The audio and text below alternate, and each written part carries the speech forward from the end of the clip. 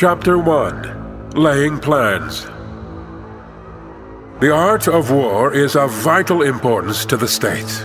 It is a matter of life and death, a road either to safety or to ruin. Hence, it is a subject of inquiry which can on no account be neglected. The art of war, then, is governed by 5 constant factors, to be taken into account in one's deliberations when seeking to determine the conditions obtaining in the field. These are the moral law, heaven, earth, the commander, method, and discipline. The moral law causes the people to be in complete accord with their ruler, so that they will follow him, regardless of their lives, undismayed by any danger. Heaven signifies night and day, cold and heat, times and seasons. Earth comprises distances, great and small, danger and security, open ground and narrow passes, the chances of life and death. The commander stands for the virtues of wisdom, sincerity, benevolence, courage, and strictness. Method and discipline are to be understood the marshalling of the army in its proper subdivisions, the graduations of rank among the officers, the maintenance of roads by which supplies may reach the army, and the control of military expenditure. These 5 heads should be familiar to every general. He who knows them will be victorious. He who knows them not will fail. Therefore, in your deliberations, when seeking to determine the military conditions, let them be made the basis of a comparison, in this wise. Which of the 2 sovereigns is imbued with the moral law? Which of the 2 generals has most ability? With whom lie the advantages derived from heaven and earth? On which side is discipline most rigorously enforced? Which army is stronger? On which side are officers and men more highly trained? In which army is there the greater constancy, both in reward and punishment? By means of these 7 considerations, I can forecast victory or defeat. The general that hearkens to my counsel and acts upon it will conquer. Let such a one be retained in command. The general that hearkens not to my counsel, nor acts upon it, will suffer defeat. Let such a one be dismissed. While heeding the profit of my counsel, avail yourself also of any helpful circumstances over and beyond the ordinary rules. According as circumstances are favorable, one should modify one's plans. All warfare is based on deception. Hence, when able to attack, we must seem unable.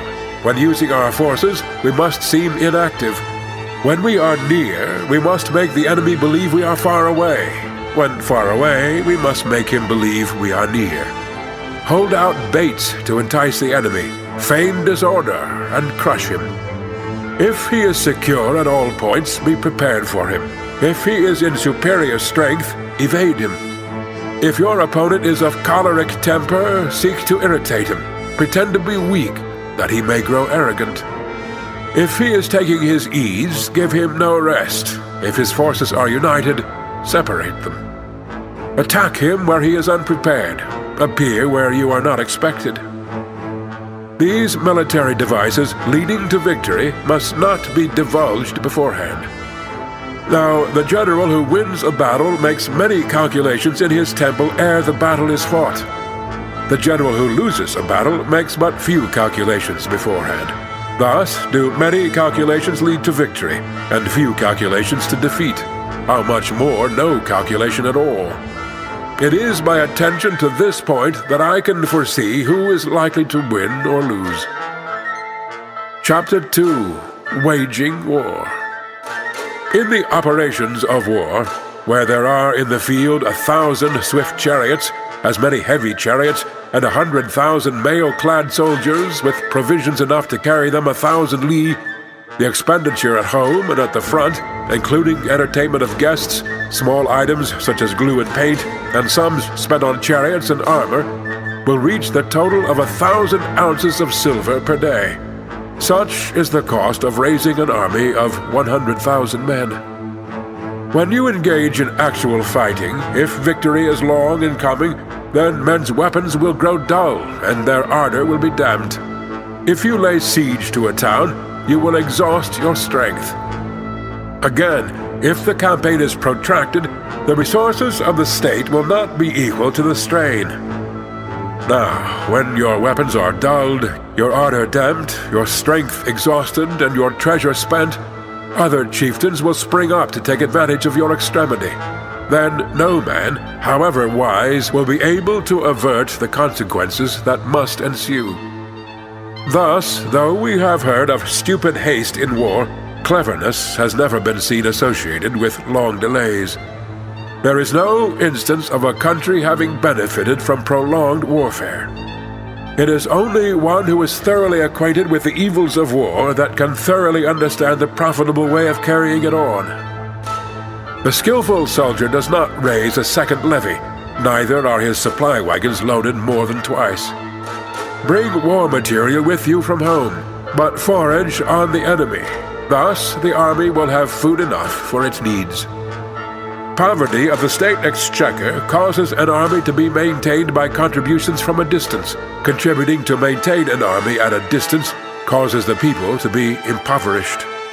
On the other hand, the proximity of an army causes prices to go up, and high prices cause the people's substance to be drained away.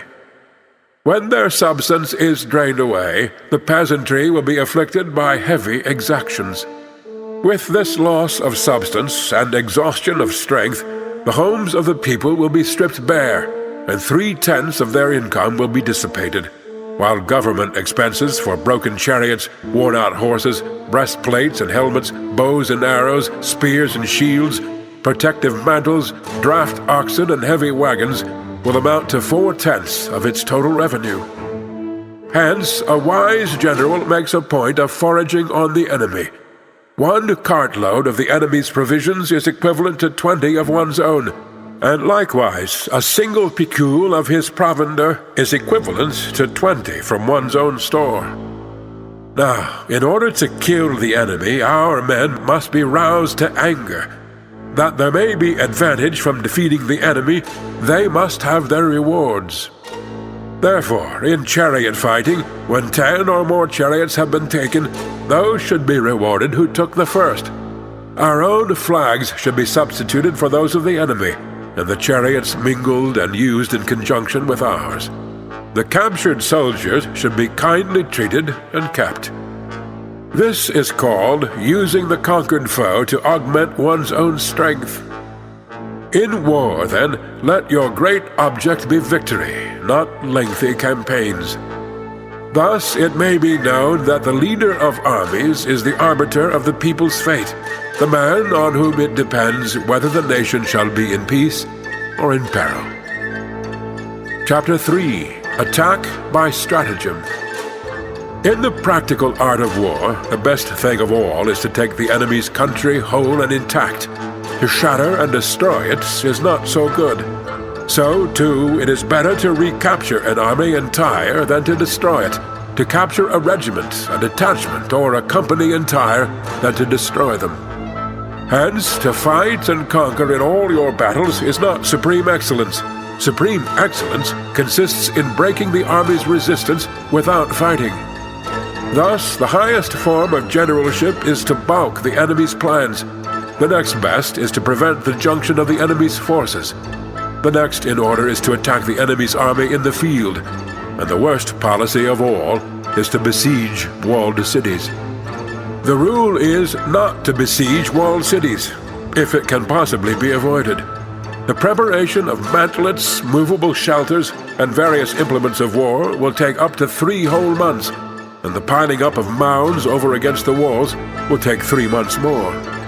The general, unable to control his irritation, will launch his men to the assault like swarming ants, with the result that 1/3 of his men are slain, while the town still remains untaken. Such are the disastrous effects of a siege. Therefore, the skillful leader subdues the enemy's troops without any fighting. He captures their cities without laying siege to them. He overthrows their kingdom without lengthy operations in the field. With his forces intact, he will dispute the mastery of the empire, and thus, without losing a man, his triumph will be complete. This is the method of attacking by stratagem. It is the rule in war, if our forces are 10 to the enemy's 1, to surround him, if 5 to 1, to attack him, if twice as numerous, to divide our army into 2. If equally matched, we can offer battle. If slightly inferior in numbers, we can avoid the enemy. If quite unequal in every way, we can flee from him. Hence, though an obstinate fight may be made by a small force, in the end it must be captured by a larger force. Now, the general is the bulwark of the state. If the bulwark is complete at all points, the state will be strong. If the bulwark is defective, the state will be weak. There are 3 ways in which a ruler can bring misfortune upon his army. 1. By commanding the army to advance or to retreat, being ignorant of the fact that it cannot obey. This is called hobbling the army. 2. By attempting to govern an army in the same way as he administers a kingdom, being ignorant of the conditions which obtain in an army. This causes restlessness in the soldiers' minds. 3. By employing the officers of his army without discrimination, through ignorance of the military principle of adaptation to circumstances. This shakes the confidence of the soldiers. But when the army is restless and distrustful, trouble is sure to come from the other feudal princes. This is simply bringing anarchy into the army and flinging victory away. Thus we may know that there are 5 essentials for victory. He will win who knows when to fight and when not to fight. He will win who knows how to handle both superior and inferior forces. He will win whose army is animated by the same spirit throughout all its ranks. He will win who, prepared himself, waits to take the enemy unprepared. He will win who has military capacity and is not interfered with by the sovereign. Hence the saying, "If you know the enemy and know yourself, you need not fear the result of 100 battles. If you know yourself but not the enemy, for every victory gained you will also suffer a defeat. If you know neither the enemy nor yourself, you will succumb in every battle." Chapter 4. Tactical Dispositions. The good fighters of old first put themselves beyond the possibility of defeat, and then waited for an opportunity of defeating the enemy. To secure ourselves against defeat lies in our own hands, but the opportunity of defeating the enemy is provided by the enemy himself. Thus, the good fighter is able to secure himself against defeat, but cannot make certain of defeating the enemy. Hence the saying, "One may know how to conquer without being able to do it." Security against defeat implies defensive tactics. Ability to defeat the enemy means taking the offensive. Standing on the defensive indicates insufficient strength, attacking a superabundance of strength. The general who is skilled in defense hides in the most secret recesses of the earth. He who is skilled in attack flashes forth from the topmost heights of heaven. Thus, on the one hand, we have ability to protect ourselves, on the other, a victory that is complete. To see victory only when it is within the ken of the common herd is not the acme of excellence. Neither is it the acme of excellence if you fight and conquer and the whole empire says, "Well done." To lift an autumn hair is no sign of great strength. To see the sun and moon is no sign of sharp sight. To hear the noise of thunder is no sign of a quick ear. What the ancients called a clever fighter is one who not only wins, but excels in winning with ease. Hence, his victories bring him neither reputation for wisdom nor credit for courage.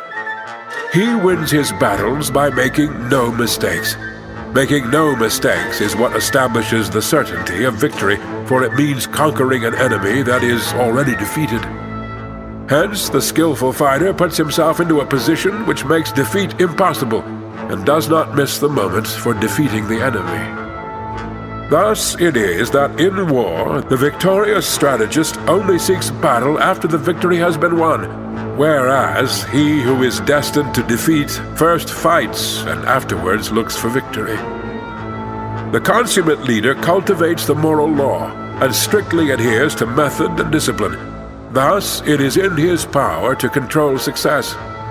In respect of military method, we have, firstly, measurement, secondly, estimation of quantity, thirdly, calculation, fourthly, balancing of chances, fifthly, victory. Measurement owes its existence to earth, estimation of quantity to measurement, calculation to estimation of quantity, balancing of chances to calculation, and victory to balancing of chances. A victorious army opposed to a routed one is as a pound's weight placed in the scale against a single grain. The onrush of a conquering force is like the bursting of pent-up waters into a chasm of 1,000 fathoms deep. Chapter 5. Energy. The control of a large force is the same principle as the control of a few men. It is merely a question of dividing up their numbers. Fighting with a large army under your command is nowise different from fighting with a small one. It is merely a question of instituting signs and signals. To ensure that your whole host may withstand the brunt of the enemy's attack and remain unshaken, this is effected by maneuvers, direct and indirect. That the impact of your army may be like a grindstone dashed against an egg, this is effected by the science of weak points and strong. In all fighting, the direct method may be used for joining battle, but indirect methods will be needed in order to secure victory. Indirect tactics, efficiently applied, are inexhaustible as heaven and earth, unending as the flow of rivers and streams. Like the sun and moon, they end but to begin anew. Like the 4 seasons, they pass away to return once more. There are not more than 5 musical notes, yet the combinations of these 5 give rise to more melodies than can ever be heard. There are not more than 5 primary colors, blue, yellow, red, white, and black, yet in combination they produce more hues than can ever be seen. There are not more than 5 cardinal tastes, sour, acrid, salt, sweet, bitter, yet combinations of them yield more flavors than can ever be tasted. In battle, there are not more than 2 methods of attack, the direct and the indirect. Yet these 2, in combination, give rise to an endless series of maneuvers. The direct and the indirect lead on to each other in turn. It is like moving in a circle. You never come to an end. Who can exhaust the possibilities of their combination? The onset of troops is like the rush of a torrent, which will even roll stones along in its course. The quality of decision is like the well-timed swoop of a falcon, which enables it to strike and destroy its victim. Therefore, the good fighter will be terrible in his onset and prompt in his decision. Energy may be likened to the bending of a crossbow, decision to the releasing of a trigger. Amid the turmoil and tumult of battle, there may be seeming disorder, and yet no real disorder at all. Amid confusion and chaos, your array may be without head or tail, yet it will be proof against defeat. Simulated disorder postulates perfect discipline. Simulated fear postulates courage. Simulated weakness postulates strength. Hiding order beneath the cloak of disorder is simply a question of subdivision. Concealing courage under a show of timidity presupposes a fund of latent energy. Masking strength with weakness is to be effected by tactical dispositions. Thus, one who is skillful at keeping the enemy on the move maintains deceitful appearances, according to which the enemy will act. He sacrifices something that the enemy may snatch at it. By holding out baits, he keeps him on the march. Then, with a body of picked men, he lies in wait for him. The clever combatant looks to the effect of combined energy and does not require too much from individuals. Hence his ability to pick out the right men and utilize combined energy. When he utilizes combined energy, his fighting men become, as it were, like unto rolling logs or stones. For it is the nature of a log or stone to remain motionless on level ground, and to move on when on a slope. If four-cornered, to come to a standstill, but if round-shaped, to go rolling down. Thus, the energy developed by good fighting men is as the momentum of a round stone rolled down a mountain thousands of feet in height. So much on the subject of energy. Chapter 6. Weak Points and Strong. Whoever is first in the field and awaits the coming of the enemy will be fresh for the fight. Whoever is second in the field and has to hasten to battle will arrive exhausted. Therefore, the clever combatant imposes his will on the enemy, but does not allow the enemy's will to be imposed on him. By holding out advantages to him, he can cause the enemy to approach of his own accord, or, by inflicting damage, he can make it impossible for the enemy to draw near. If the enemy is taking his ease, he can harass him. If well supplied with food, he can starve him out. If quietly encamped, he can force him to move. Appear at points which the enemy must hasten to defend. March swiftly to places where you are not expected. An army may march great distances without distress if it marches through country where the enemy is not. You can be sure of succeeding in your attacks if you only attack places which are undefended. You can assure the safety of your defense if you only hold positions that cannot be attacked. Hence, that general is skillful in attack whose opponent does not know what to defend, and he is skillful in defense whose opponent does not know what to attack. O divine art of subtlety and secrecy! Through you we learn to be invisible, through you inaudible, and hence we can hold the enemy's fate in our hands. You may advance and be absolutely irresistible if you make for the enemy's weak points. You may retire and be safe from pursuit if your movements are more rapid than those of the enemy. If we wish to fight, the enemy can be forced to an engagement even though he be sheltered behind a high rampart and a deep ditch. All we need do is attack some other place that he will be obliged to relieve. If we do not wish to fight, we can prevent the enemy from engaging us even though the lines of our encampment may be merely traced out on the ground. All we need do is to throw something odd and unaccountable in his way. By discovering the enemy's dispositions and remaining invisible ourselves, we can keep our forces concentrated, while the enemy's must be divided. We can form a single united body, while the enemy must split up into fractions. Hence, there will be a whole pitted against separate parts of a whole, which means that we shall be many to the enemy's few. If we are able thus to attack an inferior force with a superior one, our opponents will be in dire straits. The spot where we intend to fight must not be made known, for then the enemy will have to prepare against a possible attack at several different points, and his forces being thus distributed in many directions, the numbers we shall have to face at any given point will be proportionately few. For should the enemy strengthen his van, he will weaken his rear.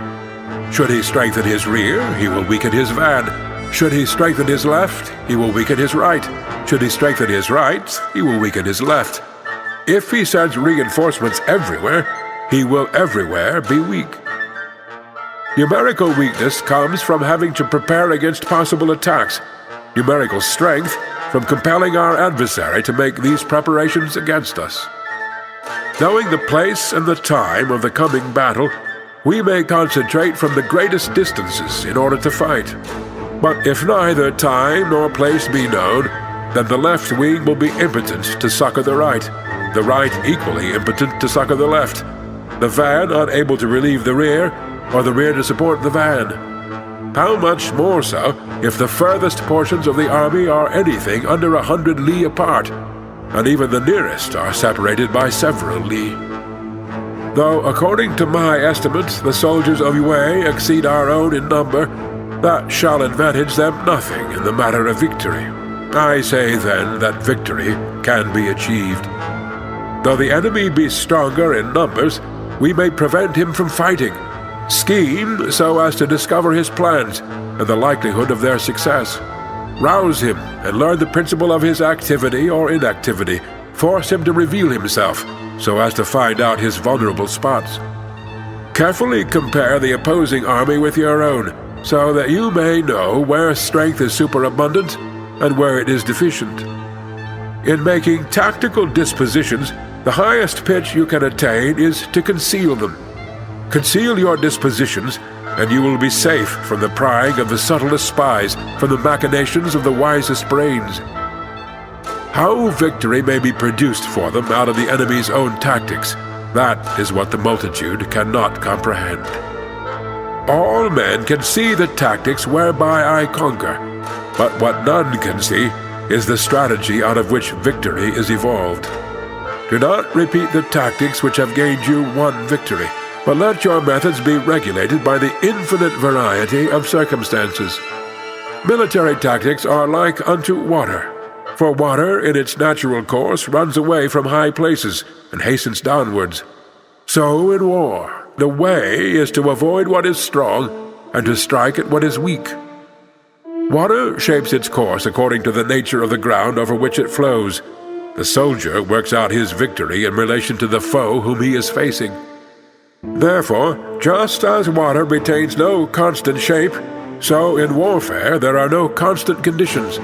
He who can modify his tactics in relation to his opponent, and thereby succeed in winning, may be called a heaven-born captain. The 5 elements, water, fire, wood, metal, earth, are not always equally predominant. The 4 seasons make way for each other in turn. There are short days and long. The moon has its periods of waning and waxing. Chapter 7. Maneuvering. In war, the general receives his commands from the sovereign. Having collected an army and concentrated his forces, he must blend and harmonize the different elements thereof before pitching his camp. After that comes tactical maneuvering, than which there is nothing more difficult. The difficulty of tactical maneuvering consists in turning the devious into the direct, and the misfortune into gain. Thus, to take a long and circuitous route, after enticing the enemy out of the way, and those starting after him, to contrive to reach the goal before him, shows knowledge of the artifice of deviation. Maneuvering with an army is advantageous, with an undisciplined multitude most dangerous. If you set a fully equipped army in march in order to snatch an advantage, the chances are that you will be too late. On the other hand, to detach a flying column for the purpose involves the sacrifice of its baggage and stores. Thus, if you order your men to roll up their buff coats and make forced marches without halting day or night, covering double the usual distance at a stretch, doing 100 li in order to wrest an advantage, the leaders of all your 3 divisions will fall into the hands of the enemy. The stronger men will be in front, the jaded ones will fall behind, and on this plan, only 1/10 of your army will reach its destination. If you march 50 li in order to outmaneuver the enemy, you will lose the leader of your 1st division, and only half your force will reach the goal. If you march 30 li with the same object, 2/3 of your army will arrive. We may take it, then, that an army without its baggage train is lost. Without provisions, it is lost. Without basis of supply, it is lost. We cannot enter into alliances until we are acquainted with the designs of our neighbors. We are not fit to lead an army on the march unless we are familiar with the face of the country, its mountains and forests, its pitfalls and precipices, its marshes and swamps. We shall be unable to turn natural advantage to account unless we make use of local guides. In war, practice dissimulation and you will succeed. Whether to concentrate or to divide your troops must be decided by circumstances. Let your rapidity be that of the wind, your compactness that of the forest. In raiding and plundering be like fire, in immovability like a mountain. Let your plans be dark and impenetrable as night, and when you move, fall like a thunderbolt. When you plunder a countryside, let the spoil be divided amongst your men. When you capture new territory, cut it up into allotments for the benefit of the soldiery. Ponder and deliberate before you make a move. He will conquer who has learned the artifice of deviation. Such is the art of maneuvering. The Book of Army Management says, "On the field of battle, the spoken word does not carry far enough. Hence the institution of gongs and drums. Nor can ordinary objects be seen clearly enough. Hence the institution of banners and flags." Gongs and drums, banners and flags are means whereby the ears and eyes of the host may be focused on one particular point. The host thus forming a single united body, it is impossible either for the brave to advance alone or for the cowardly to retreat alone. This is the art of handling large masses of men. In night fighting, then, make much use of signal fires and drums, and in fighting by day, of flags and banners, as a means of influencing the ears and eyes of your army. A whole army may be robbed of its spirit. A commander-in-chief may be robbed of his presence of mind. Now, a soldier's spirit is keenest in the morning. By noonday it has begun to flag, and in the evening his mind is bent only on returning to camp. A clever general, therefore, avoids an army when its spirit is keen, but attacks it when it is sluggish and inclined to return. This is the art of studying moods. Disciplined and calm, to await the appearance of disorder and hubbub amongst the enemy, this is the art of retaining self-possession. To be near the goal while the enemy is still far from it, to wait at ease while the enemy is toiling and struggling, to be well fed while the enemy is famished, this is the art of husbanding one's strength. To refrain from intercepting an enemy whose banners are in perfect order, to refrain from attacking an army drawn up in calm and confident array, this is the art of studying circumstances. It is a military axiom not to advance uphill against the enemy, nor to oppose him when he comes downhill. Do not pursue an enemy who simulates flight. Do not attack soldiers whose temper is keen. Do not swallow bait offered by the enemy. Do not interfere with an army that is returning home. When you surround an army, leave an outlet free. Do not press a desperate foe too hard. Such is the art of warfare. Chapter 8. Variation in Tactics. In war, the general receives his commands from the sovereign, collects his army, and concentrates his forces. When in difficult country, do not encamp. In country where high roads intersect, join hands with your allies. Do not linger in dangerously isolated positions. In hemmed-in situations, you must resort to stratagem. In desperate position, you must fight. There are roads which must not be followed, armies which must not be attacked, towns which must not be besieged, positions which must not be contested, commands of the sovereign which must not be obeyed. The general who thoroughly understands the advantages that accompany variation of tactics knows how to handle his troops. The general who does not understand these may be well acquainted with the configuration of the country, yet he will not be able to turn his knowledge to practical account. So, the student of war who is unversed in the art of war, of varying his plans, even though he be acquainted with the 5 advantages, will fail to make the best use of his men. Hence, in the wise leader's plans, considerations of advantage and of disadvantage will be blended together. If our expectation of advantage be tempered in this way, we may succeed in accomplishing the essential part of our schemes. If, on the other hand, in the midst of difficulties we are always ready to seize an advantage, we may extricate ourselves from misfortune. Reduce the hostile chiefs by inflicting damage on them, and make trouble for them, and keep them constantly engaged. Hold out specious allurements, and make them rush to any given point. The art of war teaches us to rely not on the likelihood of the enemy's not coming, but on our own readiness to receive him, not on the chance of his not attacking, but rather on the fact that we have made our position unassailable. There are 5 dangerous faults which may affect a general. Recklessness, which leads to destruction. Cowardice, which leads to capture. A hasty temper, which can be provoked by insults. A delicacy of honor, which is sensitive to shame. Over-solicitude for his men, which exposes him to worry and trouble. These are the 5 besetting sins of a general, ruinous to the conduct of war. When an army is overthrown and its leader slain, the cause will surely be found among these 5 dangerous faults. Let them be a subject of meditation. End of Part 1.